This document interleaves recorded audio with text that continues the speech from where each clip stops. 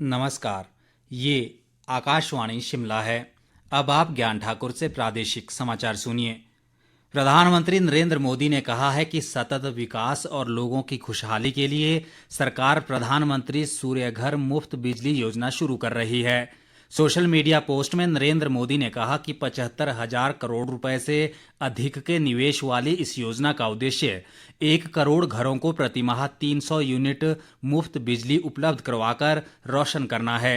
उन्होंने कहा कि लोगों के बैंक खाते में सीधे दी जाने वाली सब्सिडी से लेकर रियायती दरों पर ऋण उपलब्ध करवाकर केंद्र सरकार ये सुनिश्चित करेगी कि लोगों पर लागत का बोझ ना पड़े। प्रधानमंत्री ने कहा कि सभी हितधारकों को एक राष्ट्रीय ऑनलाइन पोर्टल से जोड़ा जाएगा जिससे उन्हें अतिरिक्त मदद मिलेगी। उन्होंने कहा कि इस योजना को जमीनी स्तर पर लोकप्रिय बनाने के लिए शहरी स्थानीय निकायों और पंचायतों को प्रोत्साहित किया जाएगा ताकि वो अपने क्षेत्र में घरों की छतों पर सौर प्रणालियां लगाने को बढ़ावा दें। प्रधानमंत्री ने कहा कि ये योजना लोगों की आय में भी बढ़ोतरी करेगी, उनके बिजली बिल घटेंगे और रोजगार का सृजन भी होगा। उन्होंने प्रत्येक व्यक्ति से सौर ऊर्जा और सतत प्रगति को बढ़ावा देने का आह्वान किया। मुख्यमंत्री सुखविंदर सिंह सुक्खू ने स्वास्थ्य विभाग के विशेष सचिव की अध्यक्षता में चिकित्सा अधिकारियों की शिकायतों व मांगों पर विचार करने के लिए एक समिति गठित करने के लिए निर्देश दिए हैं। इस समिति में स्वास्थ्य व परिवार कल्याण विभाग के चिकित्सा निदेशक, शिक्षा विभाग के निदेशक और चिकित्सा अधिकारी संघ के प्रतिनिधि शामिल होंगे। उन्होंने कहा कि ये समिति चिकित्सकों की पदोन्नति संबंधी विभिन्न पहलुओं का अध्ययन करेगी, उनके कल्याण के लिए दिशा निर्देशों की सिफारिश करेगी। मुख्यमंत्री ने कहा कि स्वास्थ्य क्षेत्र में चिकित्सकों व पैरामेडिकल स्टाफ की कमी को पूरा करने के लिए सरकार जल्द भर्ती करेगी।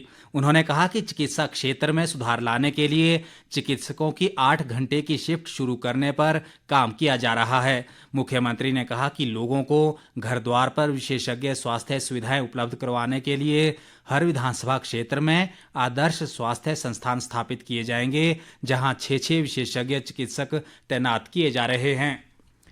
विधानसभा का बजट सत्र कल से शिमला में शुरू हो रहा है। सत्र से एक दिन पूर्व आज विधानसभा अध्यक्ष कुलदीप सिंह पठानिया ने सत्र के सुचारू संचालन के उद्देश्य से सर्वदलीय बैठक बुलाई। बैठक में सत्ता पक्ष की ओर से संसदीय कार्य मंत्री हर्षवर्धन चौहान, मुख्य संसदीय सचिव मोहन ब्राक्टा और विपक्ष की ओर से बलवीर सिंह वर्मा तथा निर्दलीय विधायक के.एल. ठाकुर शामिल हुए। निजी व्यस्तता के चलते प्रतिपक्ष के नेता जयराम ठाकुर शामिल नहीं हो पाए। बैठक के दौरान विधानसभा अध्यक्ष कुलदीप सिंह पठानिया ने सत्ता पक्ष व विपक्ष के सभी सदस्यों से सत्र के संचालन में रचनात्मक सहयोग देने की अपील की। उन्होंने कहा कि लोकसभा व विधानसभा की अपनी उच्च परंपरा व गरिमा है। उन्होंने सभी सदस्यों से प्रदेश हित में सारे महत्वपूर्ण विषयों पर चर्चा में भाग लेने और मंथन से हल निकालने के प्रयास करने की भी अपील की। बाद में पत्रकारों से बातचीत में विधानसभा अध्यक्ष ने राज्यपाल के अभिभाषण व सदन में लाए जाने वाले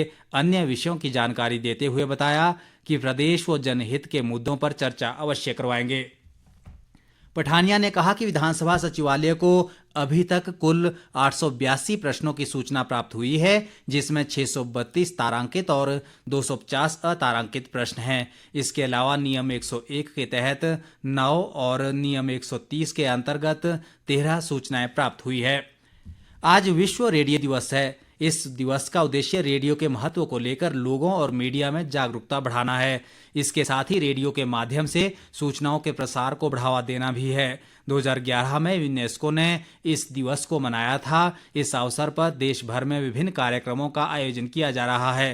राष्ट्रपति द्रौपदी मुर्मू ने नई सोच नई कहानी ए radio journey with Smriti Irani के समापन एपिसोड में आज केंद्रीय महिला और बाल विकास मंत्री स्मृति ईरानी के साथ बातचीत में अपने जीवन के अनुभव साझा किए।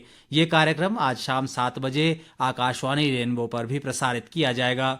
ये संवाद आकाशवाणी के सभी सोशल मीडिया माध्यमों पर भी उपलब्ध रहेगा। भाजपा प्रवक्ता व विधायक रणधीर शर्मा ने कांग्रेस सरकार पर जनता को गुमराह करने के आरोप लगाते हुए कहा कि सत्ता में आते ही कांग्रेस चुनाव पूर्व किए वादों और गारंटियों को भूल गए हैं। उन्होंने कहा कि 1 साल से अधिक के कार्यकाल में एक भी गारंटी को पूरी तरह लागू नहीं किया, जबकि राज्य सरकार लोगों को 3 गारंटियां पूरी करने के दावे कर रही है। उन्होंने कहा कि मुख्यमंत्री ने दूध की कीमत में 6 रुपए की बढ़ोतरी कर किसानों से 100 रुपए प्रति लीटर के हिसाब से दूध खरीदने की गारंटी को पूरा करने का प्रचार किया जा रहा है। उन्होंने कहा कि प्रदेश के किसान व पशुपालक पूरी तरह जागरूक है और वे इस मामूली बढ़ोतरी से भ्रमित नहीं होंगे। इसके साथ ही ये समाचार बुलेटिन समाप्त हुआ। नमस्कार।